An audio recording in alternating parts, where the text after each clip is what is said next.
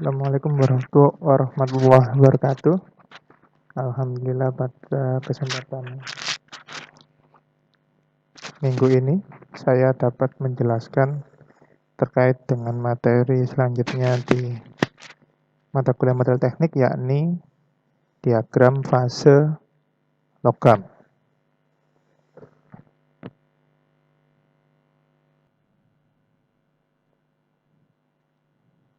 Jadi pada proses perlakuan panas itu terdiri dari beberapa tahapan, yakni yang pertama itu adalah heating atau pemanasan, kemudian holding, penahanan, selanjutnya yakni cooling atau pendinginan. Jadi kurva ini menunjukkan hubungan antara kenaikan suhu.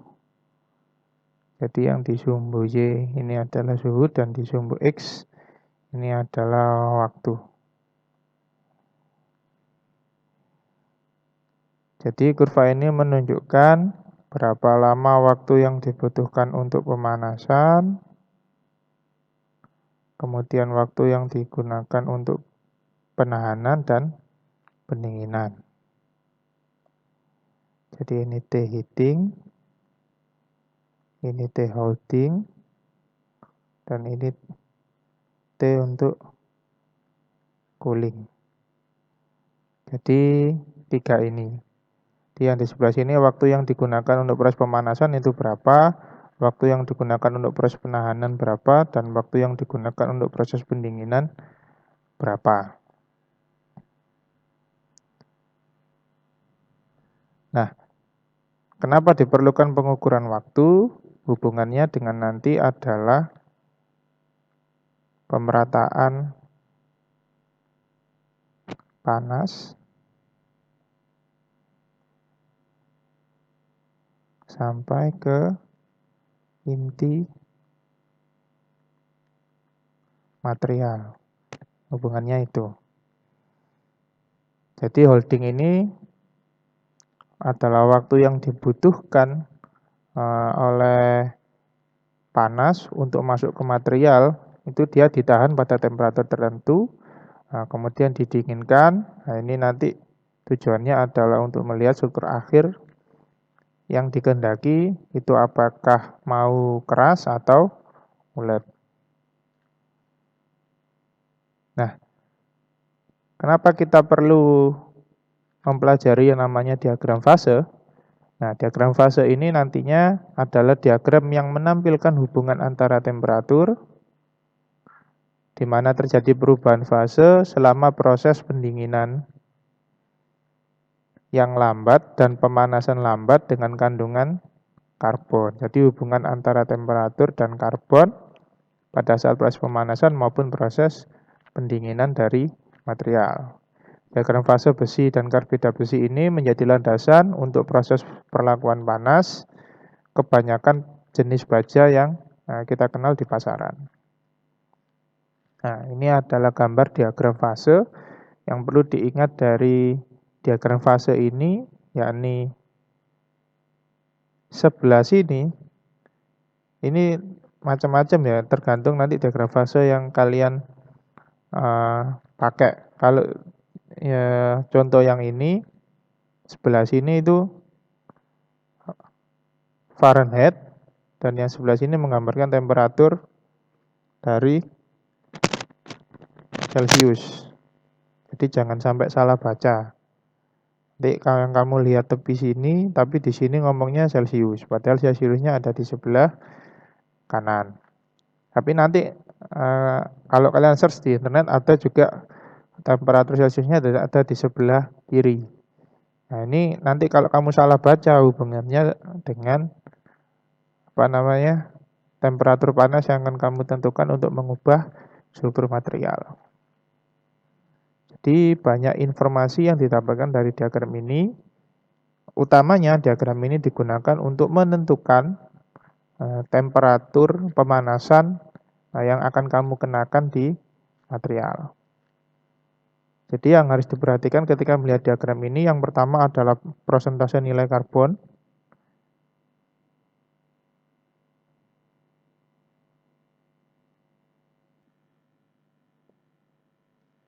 Nah, ada beberapa informasi yang dapat kita lihat pada diagram F3C.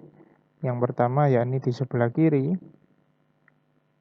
itu adalah temperatur untuk skala Fahrenheit dan di sebelah kanan adalah temperatur untuk skala Celcius. Tapi bisa juga ada beberapa diagram itu yang di sebelah kiri langsung pakai diagram Celcius. Jadi kalau kamu nantinya menentukan pemanasan, perlu diperhatikan di sumbu Y ini ada apakah pakai Fahrenheit atau pakai Celcius.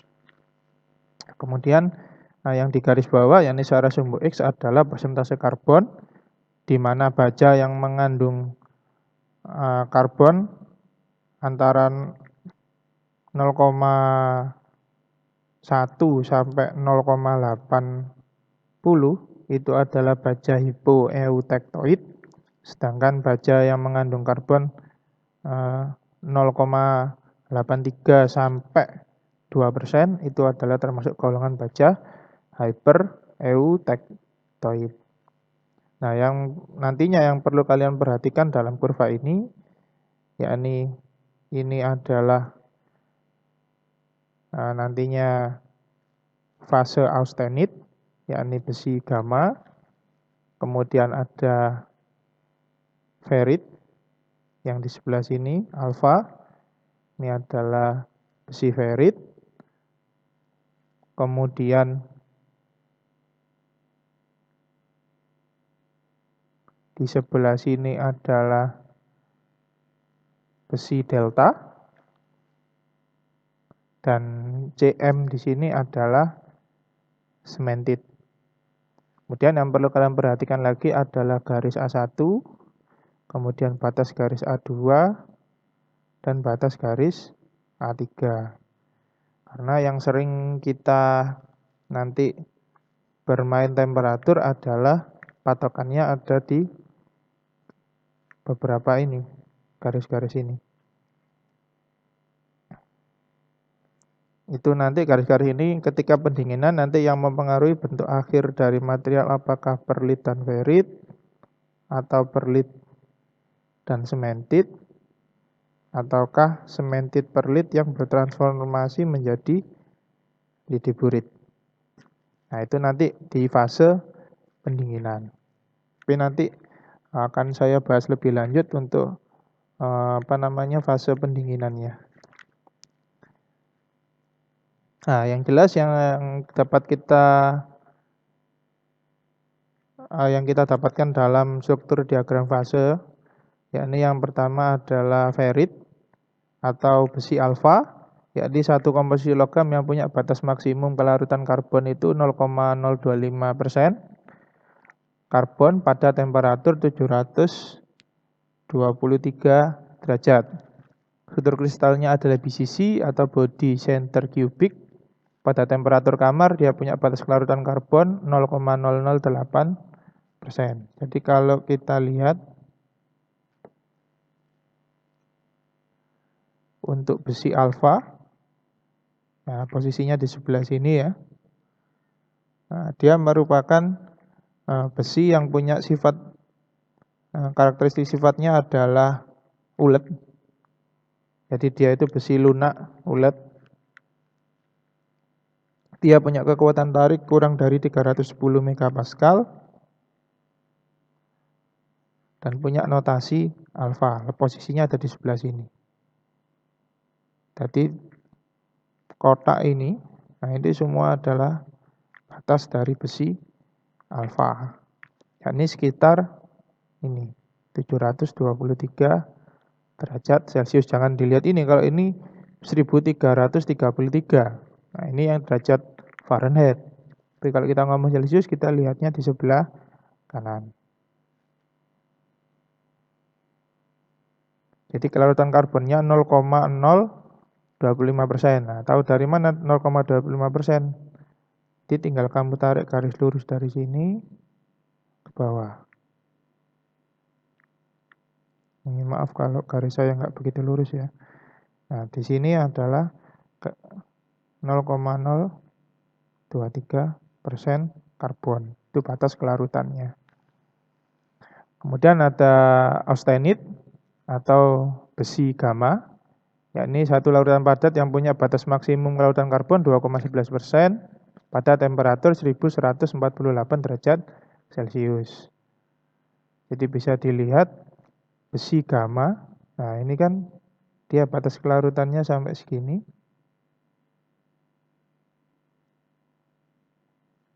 Kalau di gambar ini 2%, tapi lebih tepatnya adalah 2,11%. Dia punya kelarutannya pada temperatur 1148. Jadi dia agak lebih ke atas. Seharusnya di atas 1130.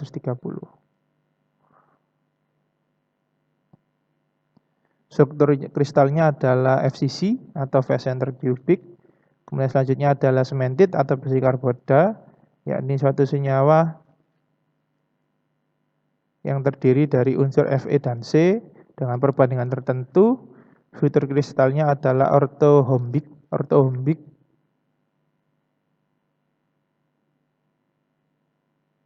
Dia disebut juga dengan besi karbida. Posisinya adalah ini, Fe3C.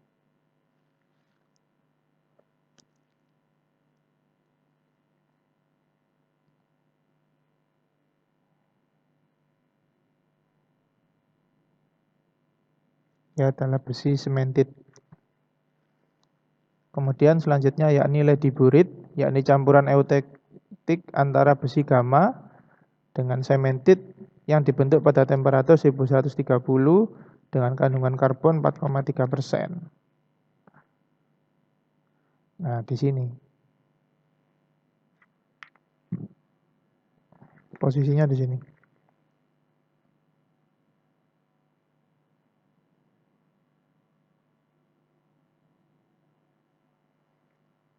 Ini wilayahnya austenit, lediburit, dan sementit. Dia di angka 1130 derajat Celcius. Kandungan karbonnya 0,43. Jadi ini ya, 4,3%.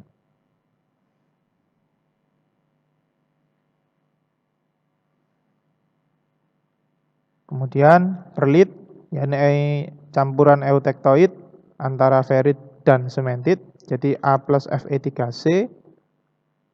Nah, di sini posisinya itu adalah perlit terjadi pada temperatur 723. Dia mengandung 0,8% karbon. Di awalnya dia di sini. Ini adalah batas dari besi alfa plus Fe3C. Jadi kalau di sebelah sini, titik ini, dia perlit dan sementit. Nah, sak kotak ini, itu adalah besi alfa plus Fe3C. Nah, karakteristiknya perlit, dia punya sifat di antara ferit dan sementit. Jadi kalau di ferit atau besi alfa dia punya sifat lunak dan ulet, sedangkan di sementit dia punya sifat keras. Nah, kalau di perlit dia punya sifat di antara ferit dan sementit, yakni dia bisa dibilang cukup kuat, dia besinya itu kuat tapi juga cukup keras. Nah, itu yang biasanya yang sering dipakai sebagai besi struktur. Nah, itu yang punya kandungan perlit. Ini yang paling sering dibuat untuk manufaktur. Nah, ini contoh dari gambar struktur mikro baja.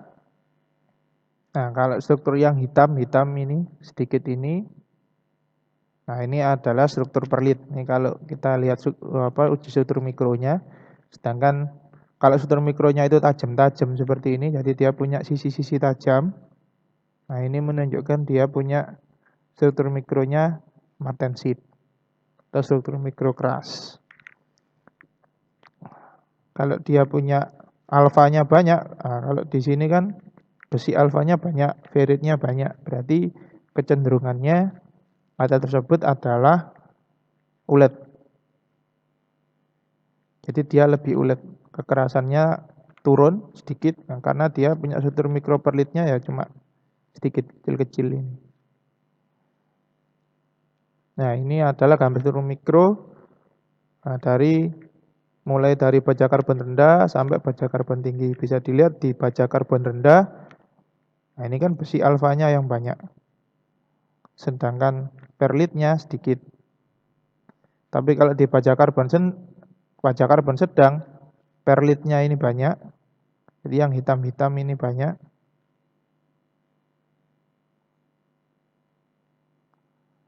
Sedangkan yang bagian putih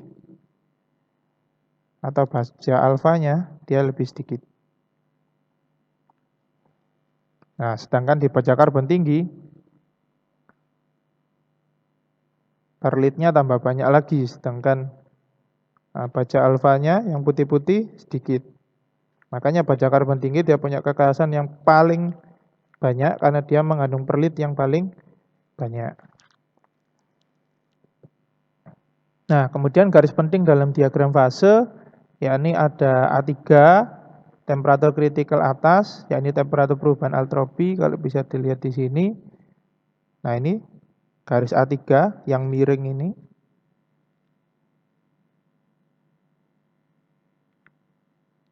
Ini adalah garis A3.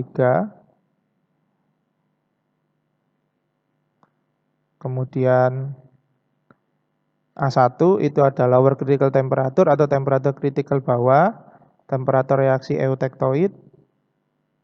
Itu adanya di sebelah sini. Ini temperatur kritis bawah. Ini untuk A1. Kemudian ada garis ACM. Dia menunjukkan batas kelarutan karbon dalam austenit yang ini. Ini batas kelarutan karbon dalam austenit ditunjukkan oleh ACM. Jadi paling tidak 3 ini sebagai patokan A1, A3 sama ACM. Nanti lebih jelasnya terkait cara menggunakan diagram FV3C nanti saya tunjukkan ketika kita sudah bahas tentang jenis-jenis perlakuan panas.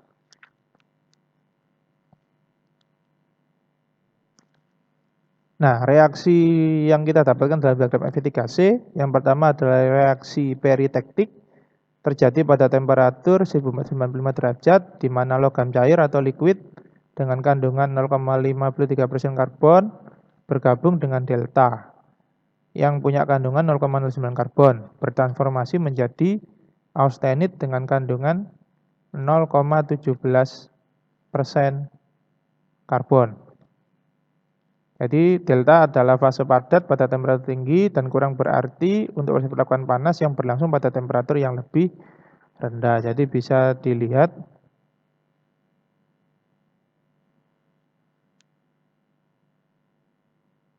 kalau dalam diagram FV3C lah ini delta yang bergabung dengan gamma dari posisi seperti sini.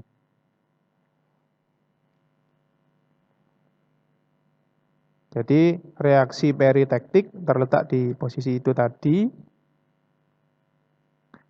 Dan reaksi ini kurang berarti untuk proses perlakuan panas yang berlangsung pada temperatur yang lebih rendah. Karena reaksi perlakuan panas kan dia jauh di bawah sini. Sedangkan dia hampir mendekati liquid atau cair. Kemudian reaksi eutektik, reaksi terjadi pada temperatur 1148 derajat Celcius. Dalam hal ini logam cair dengan kandungan 4,3% karbon membentuk austenit dengan 2% karbon dan senyawa sementit Fe3C yang mengandung 6,67% karbon. Jadi posisinya adalah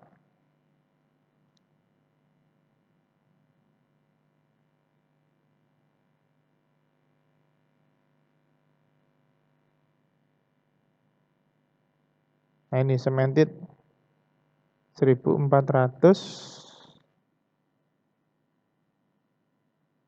1148 Celcius, 4,3% karbon.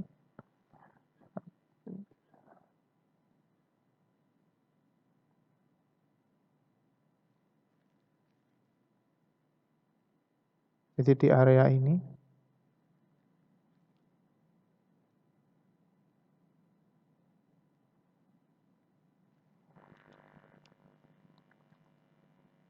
besi gamma bereaksi dengan Fe3C. Itu reaksi eutektik, kemudian reaksi eutektoid berlangsung pada temperatur 723 derajat Celcius.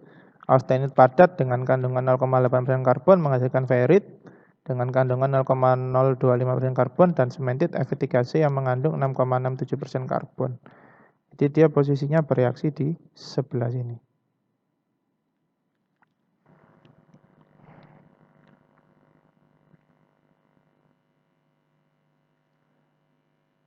Yang kegunaan diagram fase, yang pertama, diagram ini sebagai alat untuk memahami struktur mikro dan sifat baja karbon, satu jenis logam paduan besi dan juga karbon. Kemudian karbon larut di dalam besi dalam bentuk larutan padat atau solid solution hingga 0,05% berat pada temperatur ruang. Baja dengan atom karbon terlarut hingga jumlah tersebut memiliki alfa ferrit pada temperatur ruang. Jadi larutan padat hingga 0,05% berat pada temperatur ruang itu tadi akan terlarut sehingga memiliki nilai alfa dan ferrit pada temperatur ruang ketika dia didinginkan. Pada baja paduan, atom karbon dan atom besi saling berkoordinasi dengan atom lain. Untuk baja paduan, oleh karena itu kadar karbon eutektoid dan suhu eutektoid berubah bila ada elemen paduan. Jadi ketika kita pakai diagram E3C itu dengan asumsi tidak ada paduan lainnya. Tapi jika ada paduan, maka kadar karbon eutektoid dan suhunya akan berubah sehingga kita tidak efektif jika menggunakan diagram E3C lagi. Perubahan kadar karbon eutektoid dan suhu eutektoid dapat dilihat pada diagram ini. Bisa dilihat yang ini adalah diagram pergeseran suhu yang dipengaruhi oleh jumlah komposisi berat paduan. Jadi misalkan dia punya 1% molybdenum, maka baja tersebut harus dipanasi pada suhu 800 derajat Celcius.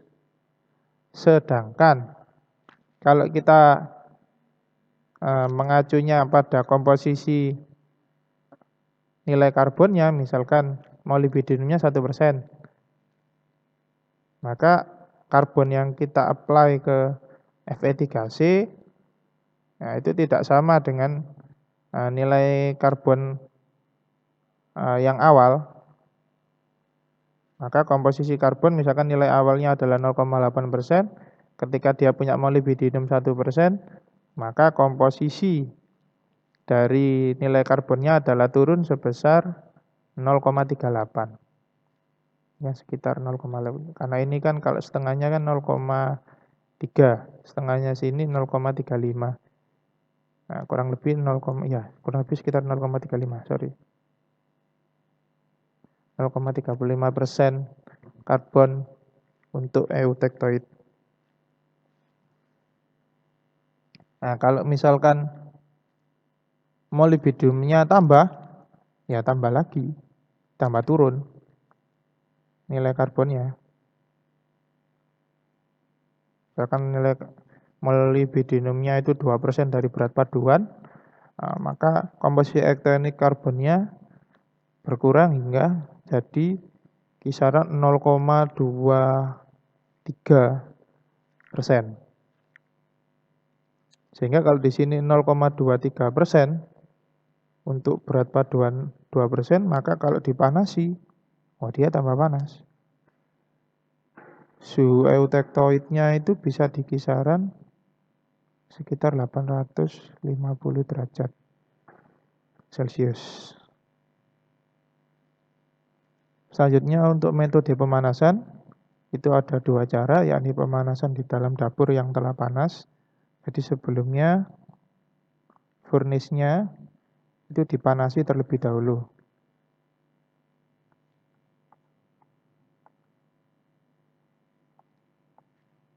Dipanasi atau dinyalakan. Atau dengan cara kedua, yakni pemanasan di dalam dapur dengan suhu ruangan. Jadi furnace-nya itu posisinya off, kemudian di-on-kan, dihidupkan, dilanjutkan dengan sampai pemanasan dengan kecepatan pemanasan yang kita atur sampai pada panas yang dikehendaki.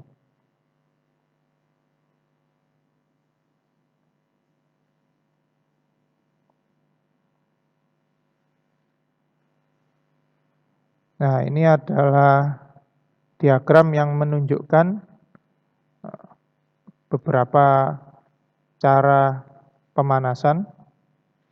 Nah, yang pertama adalah untuk pemanasan temperatur konstan.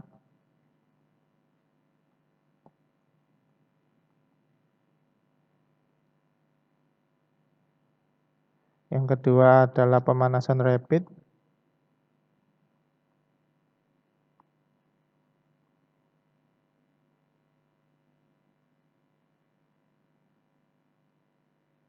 Yang C ini adalah pemanasan bersamaan dengan furnace. Dan yang terakhir yakni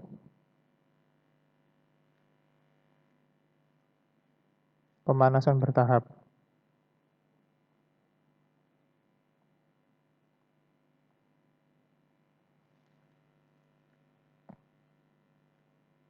Jadi bisa dilihat di sini bahwasanya proses pemanasan yang paling cepat itu terjadi pada temperatur konstan. Jadi dia langsung. Nah, cuma yang paling bagus adalah pemanasan bersama dengan furnace karena waktu yang diperlukan dari temperatur surface sampai ke temperatur center atau temperatur inti material itu sedikit. Di pemanasan bertingkat atau pemanasan bertahap itu juga sama. Temperaturnya, waktu yang diperlukan untuk dari permukaan material panasnya sampai ke inti itu juga sedikit. Tapi kita lihat kalau pakai temperatur konstan dia sedikit lebih lama. Kalau pakai pemanasan rapid dia malah jauh lebih lama untuk panas sampai ke inti. Tapi bisa dilihat untuk waktu tunggu pemanasan, nah ini lebih lama. Sedangkan yang di sini dia relatif lebih cepat waktu, karena kita kan hanya nunggu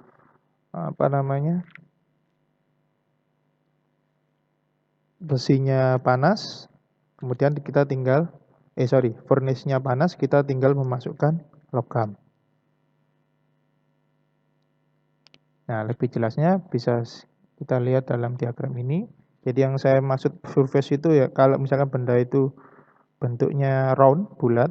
Nah, surface ini permukaan bendanya, sedangkan center itu inti dari bendanya, tengah-tengahnya. Sehingga kalau misalkan temperatur yang dikenakan adalah 700 derajat Celcius, maka supaya panas itu sampai ke permukaan benda kerja, kita butuh waktu sekitar 150 menit. Kalau kita mau 700 derajat mau ke inti, maka waktu yang diperlukan yakni sekitar 300 menit.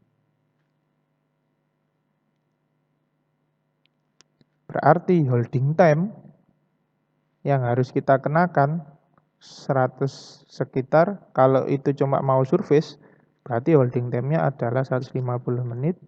Tapi kalau mau sampai ke inti, berarti holding time-nya adalah 300 menit. Holding time itu waktu penahanan. Jadi setelah kita sampai suhu furnisnya itu sudah mencapai 700, kalau kita cuma mau mengeraskan permukaan, berarti holding time-nya adalah ini. Kalau kita mau mengeraskan sampai ke inti, berarti holding time-nya adalah ini. Nah, kurva ini tiap material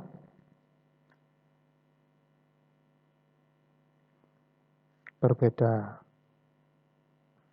Bukan hanya tiap material. Kalau masalah holding time, nanti akan saya jelaskan berikutnya, ada beberapa faktor yang mempengaruhi waktu holding time atau waktu penahanan dari sebuah material. Nah, cara pertama berarti dengan cara pemanasan di dalam dapur yang telah panas, itu sering dipilih karena total waktunya lebih kecil. Bisa dilihat di sini, total waktu yang diperlukan dia lebih kecil. Bisa dilihat ini sampai center itu cuma segini. Kalau di rapid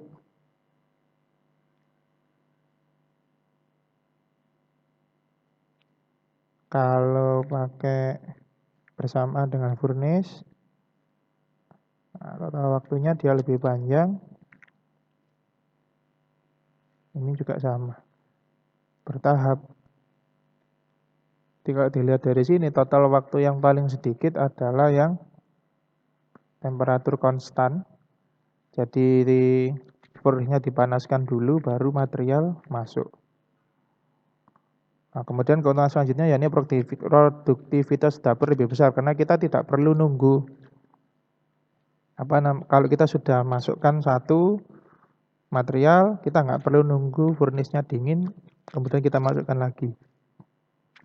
Jadi kita tinggal menurunkan mungkin sedikit kalau itu materialnya berbeda, kemudian kita panasi dengan holding time tertentu sehingga produktivitas dari dapur atau furnace itu lebih besar.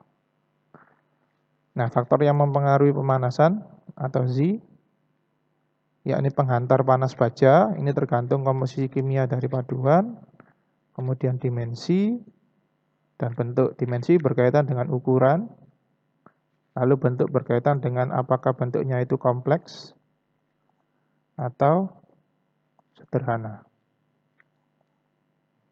Karena semakin sederhana, maka waktu pemanasannya akan semakin singkat. Begitu juga ukurannya, apakah besar atau kecil. Semakin kecil, dia akan semakin cepat. Begitu juga komposisi kimia paduan, jika dia hanya terdiri dari Fe dan karbon, maka dia akan lebih cepat panas.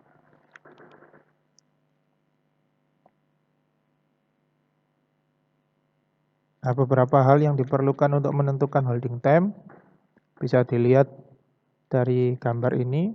Jadi jika diameter material itu lebih kecil daripada tinggi atau ketebalan material, maka nilai holding time-nya itu sama dengan nilai diameter dari material. Jika nilai diameter itu lebih besar daripada tinggi material, maka nilai holding-nya adalah sama dengan ketebalan atau ketinggian material. Jika bentuknya berongga, nilai diameter outer, diameter luar dikurangi diameter dalam dibagi 2, nilainya kurang dari ketebalan dari material, maka nilai holdingnya adalah diameter outer atau diameter luar dikurangi diameter dalam dibagi 2. Sedangkan jika sebaliknya, diameter luar dikurangi diameter dalam dibagi 2, itu nilainya lebih besar daripada ketebalan atau ketinggian, maka nilai holdingnya adalah sama dengan nilai ketebalannya.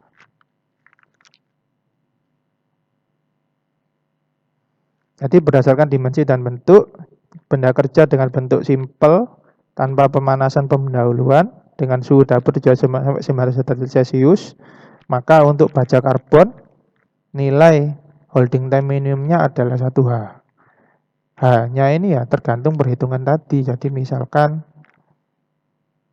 diameter ini adalah 20 mili, H-nya itu misalkan hanya itu 100,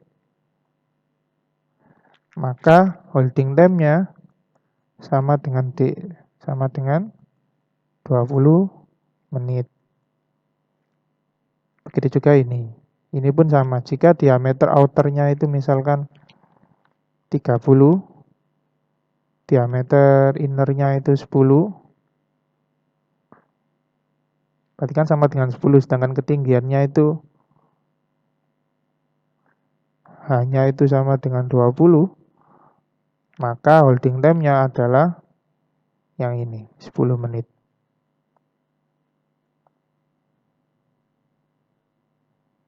Begitu juga sebaliknya, jika nilai ini itu ternyata hanya itu cuma 5, maka holding time-nya itu hanya 5 menit. Jadi seperti itu cara perhitungan holding time. Nah,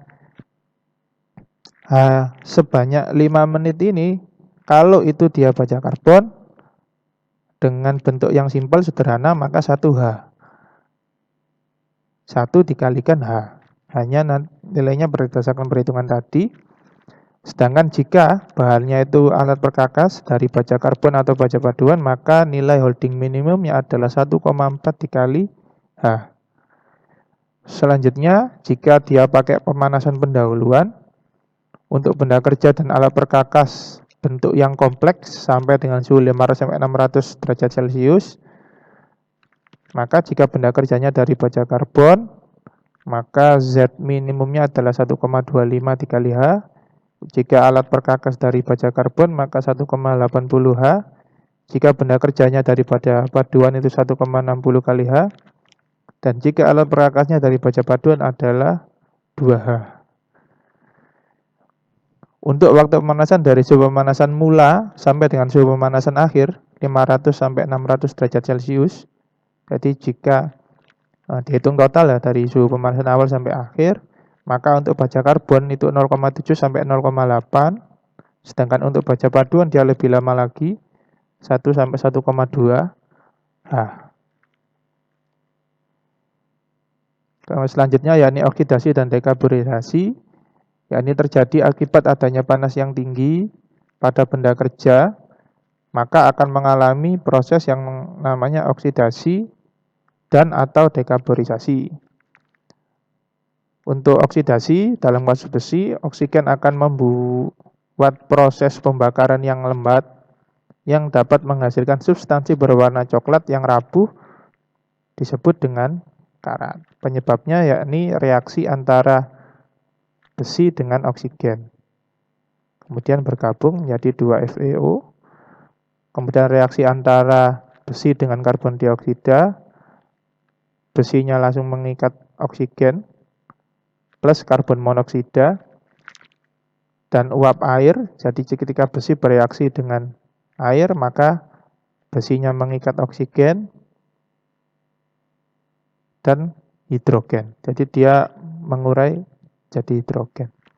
Itu untuk peristiwa oksidasi. Jadi besinya dia selalu terikat pada oksigen sehingga menyebabkan proses pembakaran yang lambat dan menghasilkan karat. Sedangkan dekaborisasi digunakan dalam metalurgi menggambarkan reduksi kandungan karbon dalam logam. Jadi dia terjadi apabila logam dipanaskan hingga suhu 700 atau lebih. Ketika karbon dalam logam bereaksi dengan gas yang mengandung oksigen atau hidrogen. Penghapusan karbon menghilangkan fase karbida keras yang menghasilkan pelunakan logam, terutama pada permukaan yang bersentuhan dengan gas dekaborisasi.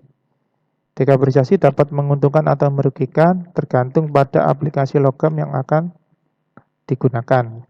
Jadi jika logam yang kamu gunakan itu tujuannya adalah untuk menghilangkan kekerasannya sehingga logam lebih ulet, nah, maka dekaborisasi ini penting. Tapi jika yang kamu inginkan adalah produk yang keras, maka dekarborisasi ini merugikan.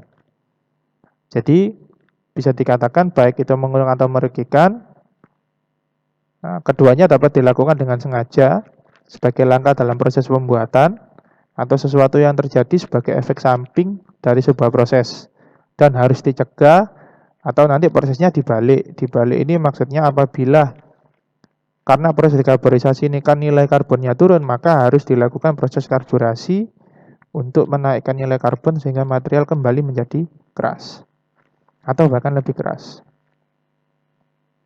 Jadi penyebab dekarborisasi yakni kadar baja yang bereaksi dengan oksigen. Kemudian oksigen ini nantinya yang akan mengikat karbon.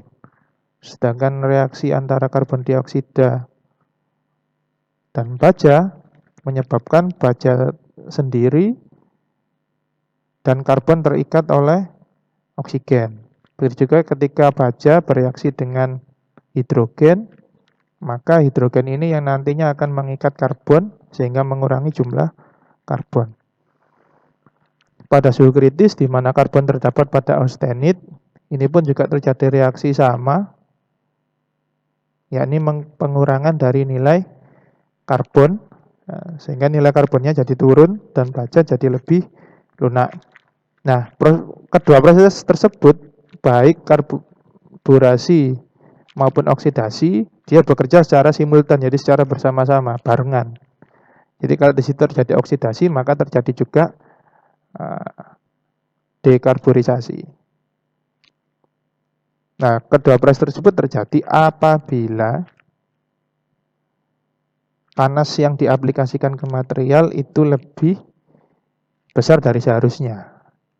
Jadi kalau kelebihan panas, misalkan seharusnya dia apply-nya adalah 980 derajat Celcius. Kemudian ini terlalu tinggi panas yang diaplikasikan sampai 1300 derajat Celcius. Nah, pada posisi ini memungkinkannya terjadi oksidasi maupun dan dekarborisasi. Jadi material bisa lebih cepat karat atau nilai karbonnya jadi berkurang. Selanjutnya yakni mampu keras logam atau harden ability, yakni kemampuan bahan untuk dikeraskan. Jadi kemampuan sebuah bahan untuk dapat dikeraskan. Jadi kekerasan adalah kemampuan bahan untuk menahan penetrasi benda runcing. Jadi kekerasan ini sudah pernah saya jelaskan kemarin.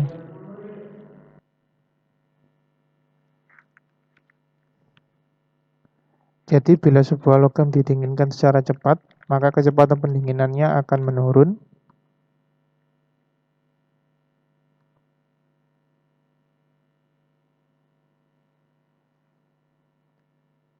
Jadi bila sebuah logam didinginkan secara cepat, maka kecepatan pendinginannya akan menurun dari permukaan sampai pada bagian dalam. Paling tinggi pada bagian permukaan dan paling lambat pada bagian inti.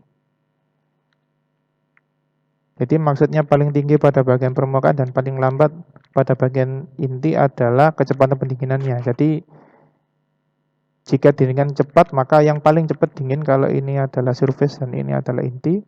Ketika dia dinginkan cepat, yang ini maka dia dinginnya lebih cepat, sedangkan yang inti dia dinginnya lebih lambat. Tapi jika kecepatan pendinginan pada bagian inti dari baja lebih cepat daripada kecepatan kritis baja, maka benda kerja tersebut bisa mengeras sampai pada bagian dalamnya. Jadi jika kecepatan pendinginannya ditingkatkan, contohnya dengan beberapa material tertentu nanti akan saya jelaskan lebih dalam ketika kita sudah bahas tentang media pendingin. Nah, ditinjau dari tingkat mampu kerasnya, baja dibagi menjadi 4 tingkat. Yang pertama adalah steel of poor hardenability. Jadi ini adalah baja yang memiliki hardenability rendah. Kekerasan yang ditembus di dalam spesimen silinder dengan diameter tidak lebih dari 15 mili. Nah, grup ini termasuk baja karbon. Kemudian adalah still of medium ability, jadi dia punya ability yang medium. Kekerasan yang ditembus dengan diameter sampai dengan 35 mili. Grup ini termasuk pada baja paduan rendah. Kemudian adalah still of increase dan ability. Jadi ini baja yang reliability-nya dapat ditingkatkan. Jadi diameter sampai 75 mili, termasuk pada baja paduan yang lebih kompleks. Lebih kompleks itu maksudnya paduannya itu lebih banyak, tidak hanya satu unsur paduan, jadi ada beberapa unsur paduan. Selanjutnya yakni still of high harden ability, diameternya sampai 100. Nah, grup ini termasuk baja paduan yang lebih kompleks dengan jumlah kandungan unsur paduannya 3 atau lebih. Jadi semakin tinggi nilai unsur paduan, maka semakin tinggi pula kemampuan pengerasan dari sebuah material. Selanjutnya, pada gambar ini bisa dilihat hubungan antar kekerasan maksimum dan kadar karbon dalam baja karbon. Jadi, kekerasan maksimum di sini dapat dicapai jika martensite-nya itu 100%. Jadi kalau seluruh strukturnya itu terbentuknya martensite, sudut tajam seperti yang saya jelaskan di awal tadi, maka sudah dipastikan bahwasanya material tersebut akan mencapai kekerasan maksimum. Jadi apabila nilai kandungannya itu masih di batasan ferrit dan perlit, maka nilai kekerasannya dia sudah keras tapi tidak bisa mencapai nilai kekerasan maksimum. Jadi kalau dia cuma strukturnya ferrit dan perlit, dia hanya pada batas ini. Jadi nilai kekerasan maksimumnya hanya di kisaran 25 skala Rockwell. Tapi kalau suturnya adalah martensite penuh, maka dia bisa mencapai kekerasan sampai 60 skala Rockwell. Yang baja yang dengan cepat bertransformasi dari austenite menjadi ferrit dan karbida, dia punya harden ability atau kemampuan pengerasan yang lebih rendah. Karena dengan terjadinya transformasi pada suhu yang tinggi, martensite-nya tidak terbentuk. Jadi semakin sedikit martensite yang terbentuk, maka harden ability dari material tersebut akan semakin rendah. Sebaliknya, baja dengan transformasi yang lambat dari austenite ke ferrit dan karbida, dia punya harden ability yang lebih besar karena dia punya sutur martensite yang lebih banyak. Jadi kekerasan mendekati maksimum dapat dicapai pada baja dengan harden ability yang tinggi, dengan pencelupan sedang, dan di bagian tengah baja dapat dicapai kekerasan yang tinggi, meskipun laju pendinginannya jadi lebih lambat karena kan pendinginan yang masuk ke inti baja itu cenderung lebih lambat daripada permukaan. Nah, demikian yang bisa saya sampaikan pada perkuliahan minggu ini. Saya harap semuanya dalam kondisi yang sehat. Apabila ada yang ingin ditanyakan, silakan disampaikan. Bisa dalam forum. Lebih utamanya dalam forum seharusnya. Terima kasih. Kurang lebihnya saya mohon maaf. Wassalamualaikum warahmatullahi wabarakatuh.